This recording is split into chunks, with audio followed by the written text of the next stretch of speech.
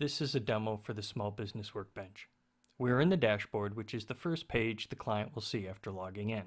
If the workbench is being sold through a financial institution, you will see their branding in the upper left-hand corner. Otherwise, you will always see the navigation bar, which includes the dashboard, contacts, and App Center, where additional applications can be purchased. Of those applications that the client has signed up for, they will appear to the right, first being the cash forecast, which comes with the workbench, inventory, and e-invoicing. Just below that appears the client's name and alerts. And alerts are used for upper and lower events, such as a minimum balance that you want to maintain in your forecast. If you break below it, you would be notified of that event in the future. And the same is true for an upper limit. So in the event you are tracking above a certain amount, you will also be notified that you've broken above that amount in the forecast. Next to that is settings. First is user administration. User administration allows the owner or the administrator to sign up other users of the workbench. Once that is done, you can assign a role of an administrator, meaning that person can sign up, edit, and delete or suspend other users. A user who actually has the ability to interact with each application, such as adding, editing, or deleting information. And a reader who is in a view-only role. Additionally, for any individual user, you can turn on a single or multiple apps. So for example, if you have someone that you only want to view the forecast and nothing else, you could turn on the forecast. Or for any other apps such as inventory, you could have someone be a user of inventory yet have no access to cash forecast or e-invoice. Business profile is just that. It simply captures some information for you and general information about the industry you are in, number of employees, and data like that. Reports in the future, as reports are available, they will be able to be pulled down in the report section. And next is Forecast Wizard. And Forecast Wizard allows you to very quickly set up your profile or set up your first forecast very quickly by using existing data, such as that from either QuickBooks or from a bank statement. You can upload an OFX statement from your bank, or you can use a CSV file from QuickBooks. Once you have done that, you can then go through and choose your transaction types. These are common transaction types for cash forecasting.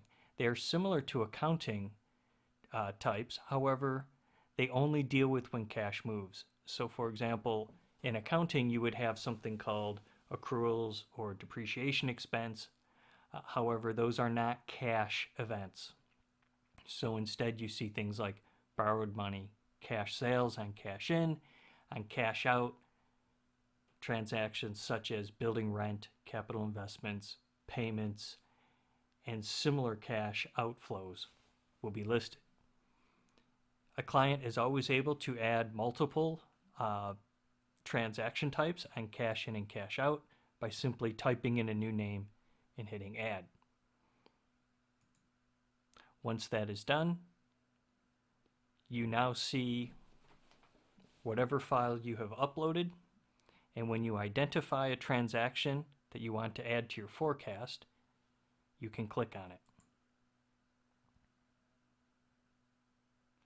Many transactions a client will find in their bank statement or accounting statement is typically a recurring transaction, such as rents, mortgages, lease payments, salary, and many of those things will appear in the bank statement, and that is where you can add them to your forecast. So for example, if you have daily credit card receipts of around $900 or $1,000, you can estimate what that will be in the future. You say it repeats, daily, the date it starts, and when it ends. In this case, we will go out 1 year. The transaction type is cash sales.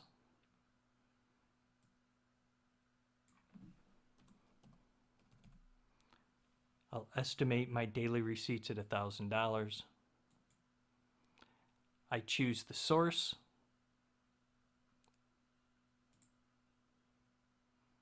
I add in an optional description. In this case, I have credit card receipts, and I can hit save.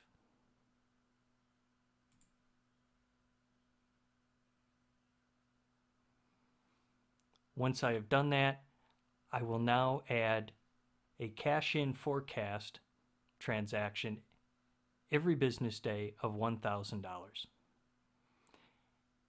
I can continue to go through my statement and add recurring transactions. When I'm finished, I click Next. And just before I am finished, it shows me of my cash in and cash out categories where I have current transactions, as in bold, and where I do not have transactions yet, such as borrowed money, lease collections, and miscellaneous.